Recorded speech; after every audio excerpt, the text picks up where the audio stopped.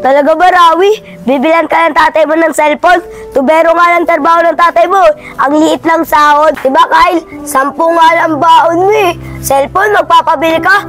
Pagkain na, hirap na kayo bumili. Rawi, hanggang pangarap ka na lang. Tara na, Kyle, baka maliit pa tayo. Tay, papasok na po pala ako. Tay, pengi po akong baon para po makapasok na po ako sa school. Ganun ba, anak? Anak, pwede bang 10 piso mo ng baon mo? Kasi hindi pa ako sumasahod eh. 10.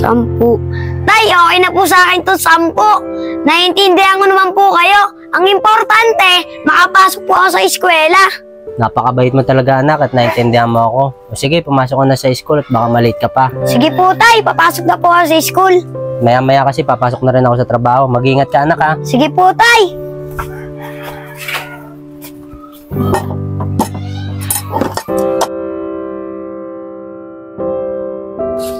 Uy, si Rosalie yun, tao si Carla.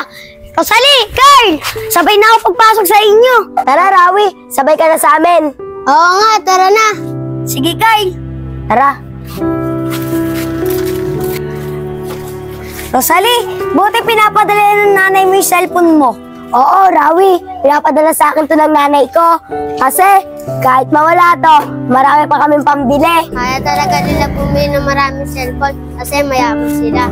Sa abroad data niya. Ako naman, maraming baon. Maraming baon. Ako 200. Ikaw, Kyle, magkano baon mo?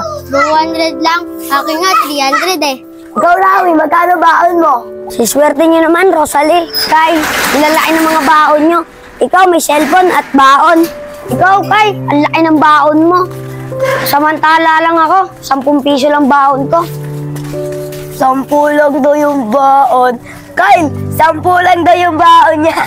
Okay lang yun, Kyle. Rosalie, pero mamaya pag uwi ni tatay, magpapabili rin ako ng cellphone. Talaga ba, Rawi? Bibilan ka ng tatay mo ng cellphone? Tubero nga lang trabaho ng tatay mo. Ang liit lang sahod. Diba, Kyle? 10 nga lang baon mo eh. Cellphone, magpapabili ka? Pagkain na, hirap na kayo bumili. Rawi, hanggang pangarap ka na lang. Tara na, Kyle, baka maliit pa tayo.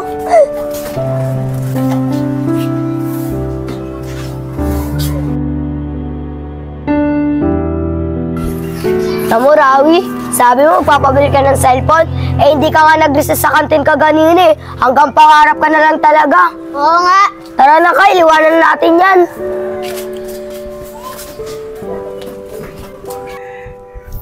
Tay, nandito na po ako. O anak, andiyan ka na pala. Parang malungkot ka. Tay, pwede po ba ako magtanong?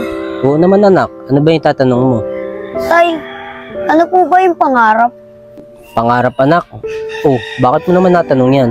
Kasi po, Tay, pinagtawanan po ako ng mga kaklase ko. Sabi po nila, hanggang pangarap na lang daw po ako, mabilan niyo akong cellphone. Kasi po, Tay, tubero lang daw po yung trabaho niyo.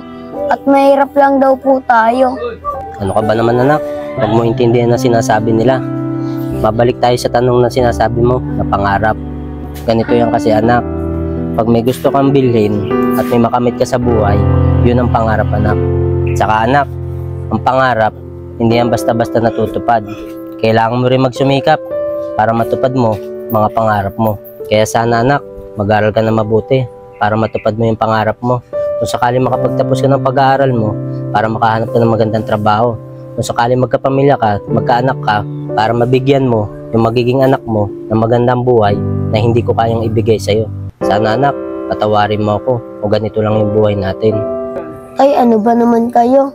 Ngayon alam ko na yung kahulugan ng isang pangarap. Tay, pangako po, Tay. Gagalingan ko po sa pag-aaral para po makapagtapos po ako. Tay, wag po kayo sa akin humingi po na sorry. Naiintindihan ko naman po kayo kung ganito lang po ang buhay natin. Kaya po, Tay, lahat po ng mga pangarap ko, tutuparin ko para po sa magandang buhay natin. Anak, maraming salamat at naintindihan mo ako. Anak, pwede ba akong payakap? Sige po, Tay.